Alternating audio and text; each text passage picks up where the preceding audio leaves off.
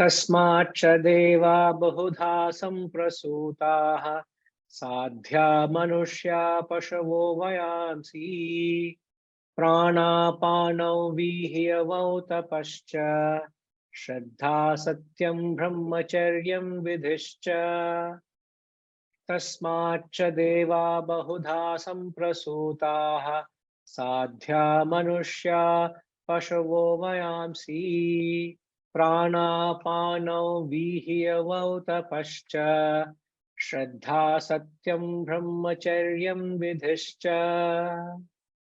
Now here in this mantra is continuing the list of expressions of Brahman. So as is very clear, is say Tasmat, from him originated the various gods, Devaha. I just mentioned in the previous mantra, Devaha, the gods, the celestial men, the beasts, the birds, prana and apana, rice and barley, tapa, austerity, shraddha, consistent faith, satyam, truth, brahmacharya, control, and the various vidhi, the various injunctions, the various values of life. All this have emerged.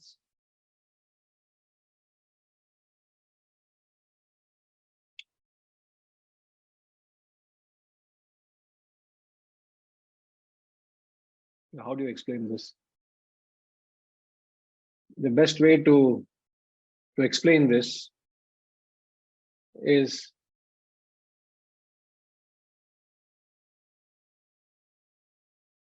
everything is like asking, RM, if I ask you I enter your dream and ask you, did you brush your teeth?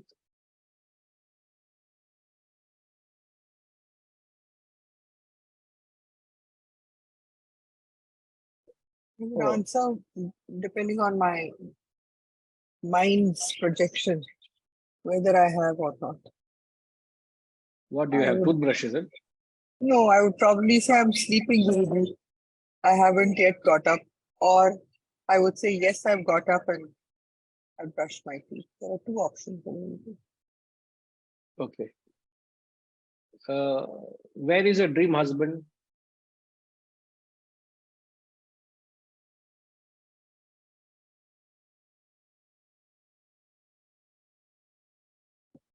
Okay, no, what I'm trying Does to not get exist. at, Does not exist. Oh, very good. At least in the dream you have renounced. Forget waking state, the next step.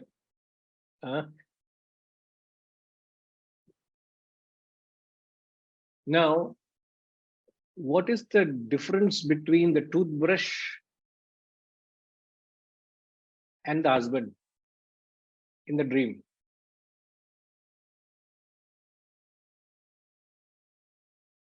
Both are non-existent, Guruji, actually.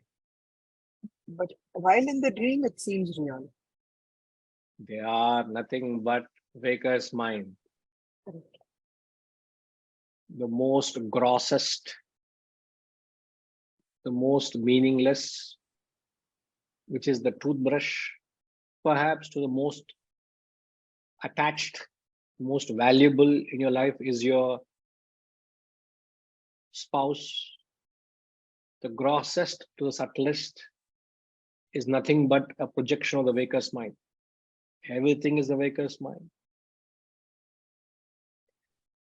Keeping that concept, everything that's enumerated, the least valuable to the most valuable is nothing but Brahman. That's what you must understand. Oh, why is he talking of barley? Why is he talking of rice? Why is he talking of breathing and inhalation and exhalation? I don't know how many times in a minute you breathe in and breathe out.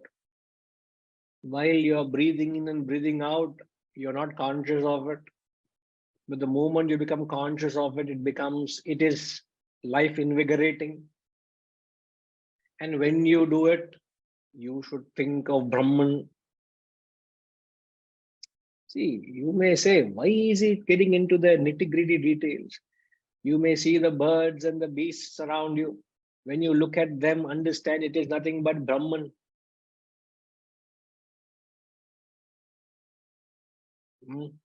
So from them, the gods, the celestials, the humans, the birds, the beasts, rise, barley, symbolizing the food that sustains life. Everything has emerged from Brahman. And then in the later half of the verse, he talks of certain qualities that has emerged from Brahman. First, he says,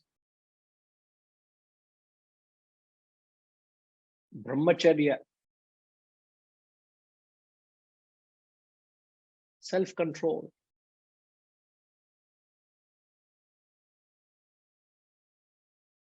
If at all you want to achieve your goal, you must practice Brahmacharya. Brahmani charanti iti. Brahmacharya. So you practice self-control so that you are able to revel in the thought of Brahman. So senses don't become a deterrent. Senses don't distract you, take your thoughts away from the goal of Brahman. Exactly like in Ramayana, Sita lost her thoughts on Rama because she fell for the golden deer. The golden deer became an instrument for her distraction. She got distracted from Rama because she was enchanted by the golden deer. The golden deer symbolizes the worldly pleasures. So Brahmacharya is you practice control at the physical level, the senses are controlled. One who has no control over the senses is unfit for spirituality. Unfit. You may do anything, you're disqualified. Get out, kicked out of this spiritual journey, unfit for spirituality.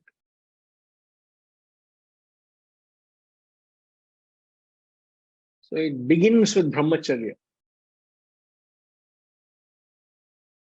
Taste for your tongue, sight for your eyes, smell for your nose, touch for the skin, sound for the ears. Are you able to control? It sounds ridiculous even when I mention it. So why are you being so specific? Yes, it has to be specific because you are allowing, you're opening the floodgates and there is a gush of the world entering into you, inundating your personality and destroying your spiritual opportunity to grow. You must shut the gates so that the world doesn't gush into you. Why are you lending your ears to what's happening around you? Just shut the ears. The other day while we were writing the works, the book that is going to come out soon, one of the statements we were saying, Gayatri, wasn't it? We said that to a blind man, the temptations around doesn't distract him. All the beauty around him doesn't distract him. I'm not telling you all to be blindfolding yourself, but to a blind man, all the beauty around him doesn't tempt him at all. To a man who is deaf, all the gossip and negativity around him will not matter to him at all.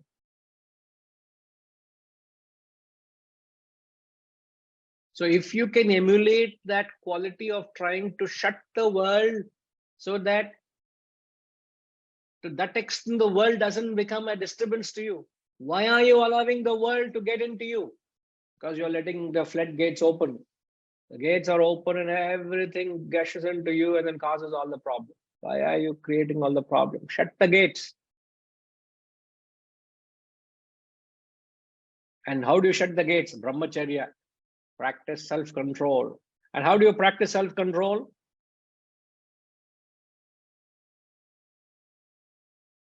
Pushpama, how do you practice self-control?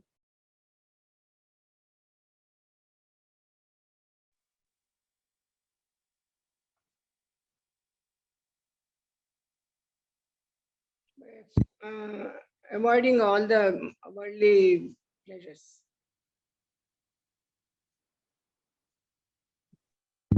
So you sent me the mangoes yesterday, so I should not eat the mangoes? Lovely mangoes you sent me, therefore I should not eat them. Is that what you're suggesting? But you will have some control to some extent. No, what is some extent? What do you mean some extent? Not that.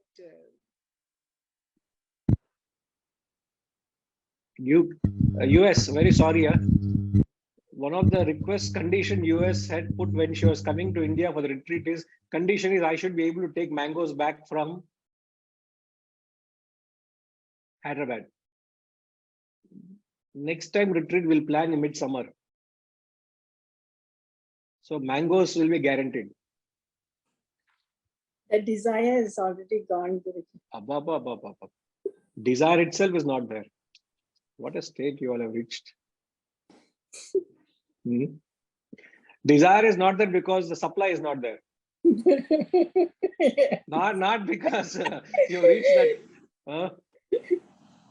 The moment supply comes, everything wakes up. No self-control. You have to be in all self-control surrounded by mangoes to see whether you have really have self-control. Absolutely. See, so it is not when we say self-control, Pushpama, what I was trying to clarify is when you say, how do you practice self-control? What is self-control? What do you practice it is not a quantitative thing. This is where, even though you practice it at the physical level, self-control is practiced at the physical level. Brahmacharya is a physical quality.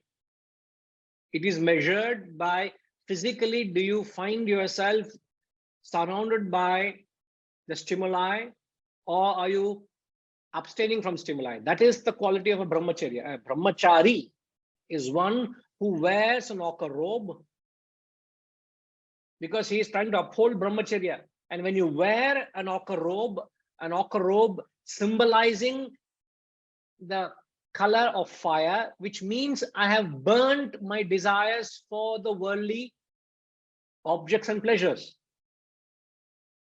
You don't see a monk sitting in a mall enjoying. He may come for some shopping for his ashram, but he is not. You don't see them in the marketplace. They are in their own little world, aloof from the flood of stimuli. So, but that does not mean we all should start changing our wardrobes. What brahmacharya, or how do you practice self-control is? Self-control is, it is a very, in fact, a perfect example. Okay, perfect example of self-control. Can anybody tell me? That answers it all. I don't have to explain any further the moment you take the example. Perfect example of self-control. In the classes we have referred, often referred.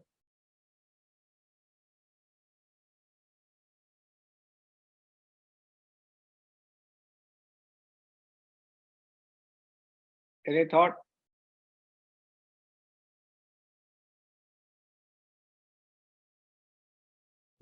Lakshmima?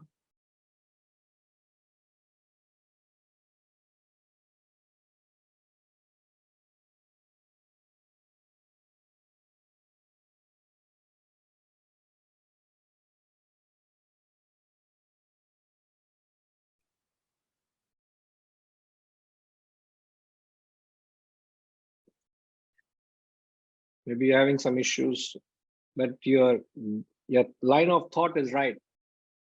So the perfect example of Samyama, as rightly said, is Lord Ganesha. Lord Ganesha he is someone who has an appetite, loves food.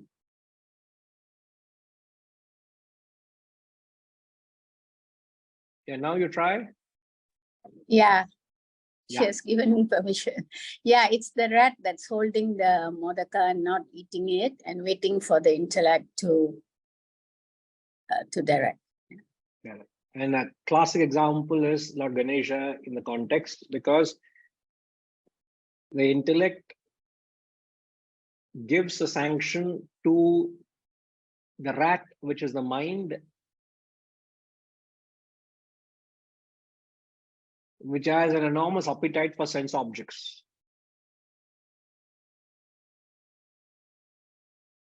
So the proportion of the head also is vast, an elephant head, symbolizing giant wisdom. So the intellect is so strong, not a single, see, sense control is not sense denial. We have known that. Just because, like I said, just because it's the mango season, best of mangoes are available. How do I practice self-control? Should I deny myself of any pleasure? Should I abstain unnecessarily and frustrate myself? Should I not contact at all? Or should I make a quick dash to Kashi and say I've given up mangoes and come back? What do I do? Is that what self-control is? Self-control is not quantitative. What it means is the intellect controls every contact of sense object. Every sense contact with sense object is controlled and measured and governed and sanctioned by the buddhi, the intellect, like Ganesha controlling the rat.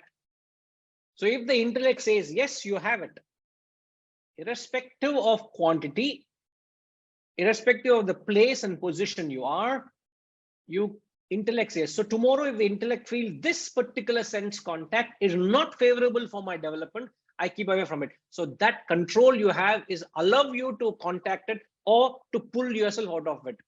That control you have to contact or not. So the sense objects don't drive you to contact. It's you that determine the contact. Many a time what happens is the sheer temptation or the sheer pull of the sense objects draws out into it and you fall a prey. So brahmacharya is not denying of any sense pleasure, but intellect determining whether that sense contact is legitimate or not. And if you find it legitimate, you have no second thought in contacting. But if you find it illegitimate, if you find that it is not going to help you, you find every reason not to contact it. That conscious control is brahmacharya. And again, I'm saying those who do not practice brahmacharya, the first step of disqualification is sense control. So how do you have your senses under control is the first test. So you know whether you're passed or failed in this first exam itself.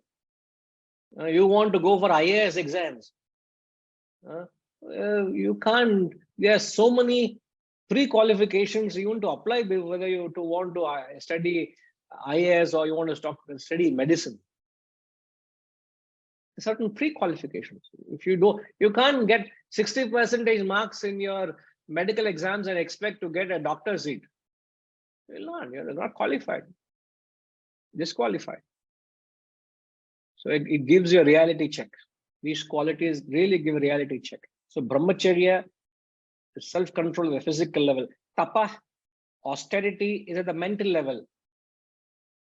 So at the mental level, you do not develop any possessiveness. You don't develop any attachment to the world.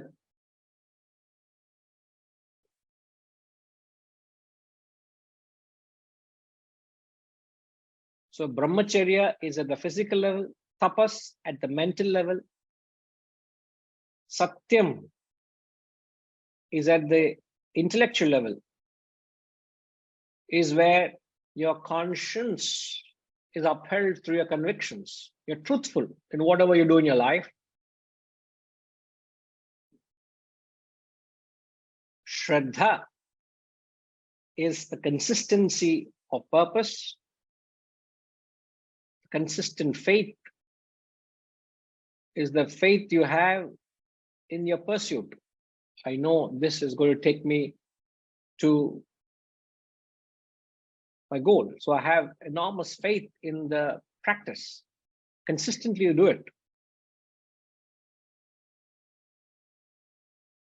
And then he says lastly, vidhi, which are the various scriptural injunctions, the authoritative instructions of life. So you don't leave it to any chance of brahmacharya, tapaha, satyam, and shraddha. He says above this, they are the scriptural injunctions of life. You go by those injunctions, the laws of life, which govern life. All this have emerged from me. From toothpick to your husband, have emerged from the waker's mind. The least valuable to the most valuable.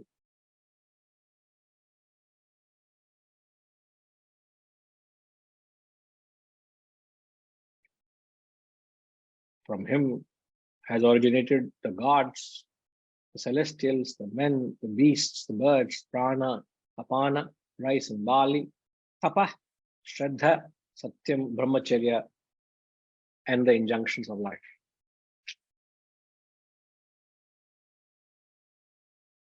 He continues, if I'm not wrong, he continues the enumerations in the 8th, 9th, 10th. In fact, the whole section is going to continue that. So you only need to start relating, as I said, that get into these activities. If these activities you get into and you relate to Brahman, you understand, you relate to the context. Okay. We will come back. Om Purnamada Purnamidam Purnat Purnamudachyate Purnasya Purnamadaya Purnamevavashishyate. Om Shanti Shanti Shanti.